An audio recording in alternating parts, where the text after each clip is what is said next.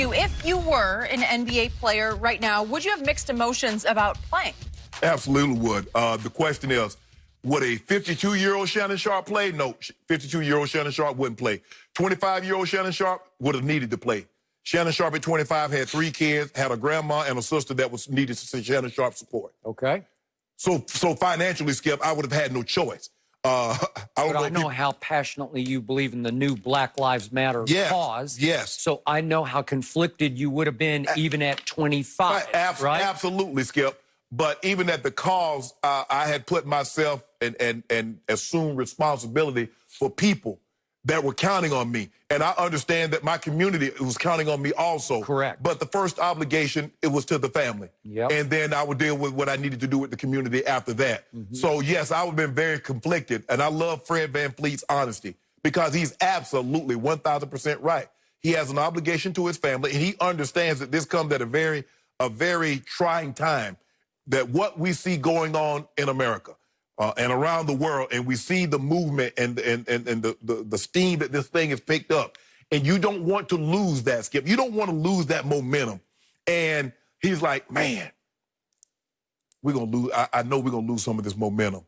And it's sad that that's what's going to happen. And Skip, I get all the symbolic gestures, planting the court, Black Lives Matter. Skip, I get that, taking down the statues and no more Aunt Your Mama. By the way, each player on his back, no name, but you can have your own personalized... Your cause. And I get that, Skip, taking down the Confederate statues and Aunt Your Mama and no more Uncle Ben's. Skip, those are symbolic gestures. What Black America really want is economic equality and real justice. That's what we want. Yep. And if in the process of we gaining that, you remove these symbolic make these symbolic gestures, okay. But economic equality and real justice, that's what we want. Gotcha. So Fred VanVleet, a deep thinker, said, and I quote, "We all know the right thing to do is to not play, to take a stand." So Fred VanVleet is not a superstar in this league, but he's speaking his heart. He is perfectly expressing the conflict that's going on inside all kinds of NBA players. I think a lot of players feel the exact same way that Fred VanVleet, but he verbalized it. Okay, what's your gut feeling on the way the best player, in your opinion, LeBron James, what conflict is he feeling in his heart right now? Honestly, I believe LeBron James says, I can play and still bring about the change necessary for America to be what I think America should be. Okay, because LeBron doesn't need the money to play. Again, his stature as a player is hanging in the balance because he has a chance with a very good basketball team to go win a championship right now. Right. So does that mean as much as the cause means to him? How do you think he's juggling that in his head right now? I think he said it before. I think when he built that school, the I Promise Will Help, and he said that's probably a greater accomplishment or achievement than anything he's done in the game of basketball. Okay. You know, Skip, and Fred VanVleet also said, he said, this is a long-term thing here. You can't be in this for the short term. And it's not about 1 year or 2 years, Skip. This thing is going to project out over an extended period of time. And Skip, what they're going to have to do, because eventually you can protest and you can bring awareness all you want to, but they're going to have to put this in the hand of politicians. And what they're going to have to do, if you look at who endorses certain politicians, you look at who accepts money from the NRA, you look at who accepts money from Facebook and Google and all these corporations. So that's what you're going to have to do. You're going to have to go, because Google ain't there protesting. The NRA ain't in the streets. They got lobbyists. And they're going to, okay, now this is what we're going to do. This is what we need you to do. Now, Skip, this is not very, you know, when you do social activism, Skip, it doesn't pay really. It doesn't pay. Because really, most of these things are nonprofit. You know, Google can give somebody that's working on for you, they can give Senator McConnell, if he got a kid, they can give him a job. And Facebook can give you a job. NRA can give you a job. I mean, how many people say, well, yeah, you know, that's what I want. You know, I got a degree from Harvard or Yale or from, you know, some HBCU. And what I want to do is social activism. Doesn't pay well. So that's what you're going to have to do, Skip. You're going to have to get people that do this for a living, that go to these politicians and says, okay, buddy, this is what we need. Okay. Like you did this for the NRA, like you did this for Facebook and Apple and Google. We need the same kind of people standing up there fighting for us trying to get bills, legislation passed that's going to help these causes. Okay.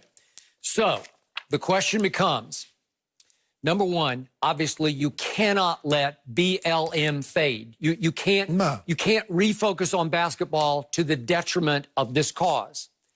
But can you do both? Can you maximize, capitalize on the stage in the contained sort of, bubble, if you will, in Orlando? Can you take that stage, which America is just starved for, and maximize the impact of the stage for the cause, as well as playing basketball to entertain people, right? Yes.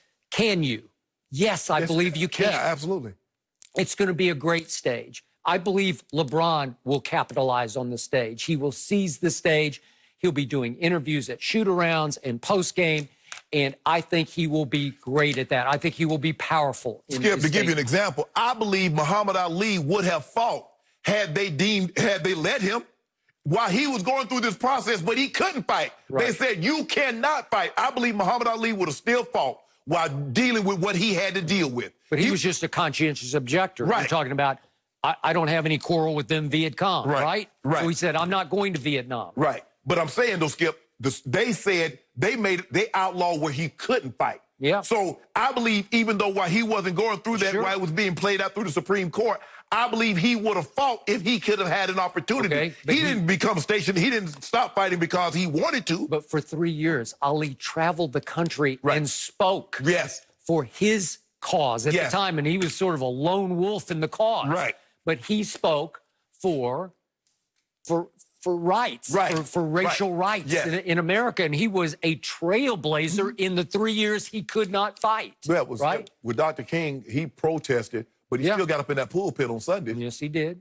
I mean, so that didn't take away from what he was doing. I don't believe this is going to take away from the cause. I believe now, if you don't believe that, Skip, I'm not judging you if you don't believe that. Some people believe that they have to have a singular focus in order to accomplish the goal that they want to. I got no problem with that. LeBron James believed that I've been doing this long enough that I can do two things and do these things equally effective. Some people says, no, I just need to focus on one thing. You take up Maya Moore, who stepped away from the WNBA. You look at Renee Montgomery. You look at some of the Cheney Abumake. She's stepping away and says, nah, I need to focus on this. This is too important of an issue. This is more important than basketball.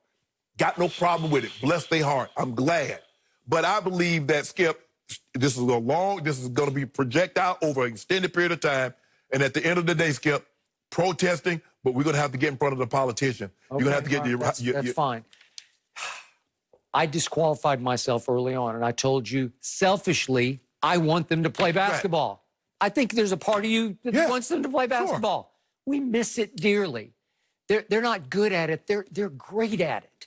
So, again, do we need a little diversion? Do we need entertainment? Do we need some hope to help ease us through the pandemic, maybe even out of the pandemic by the end of the playoffs? Is it possible? Sure. That's what Adam Silver said in his address. I think it was on ESPN, where he was saying, we feel like it's our responsibility to do what we do best, which is to play basketball.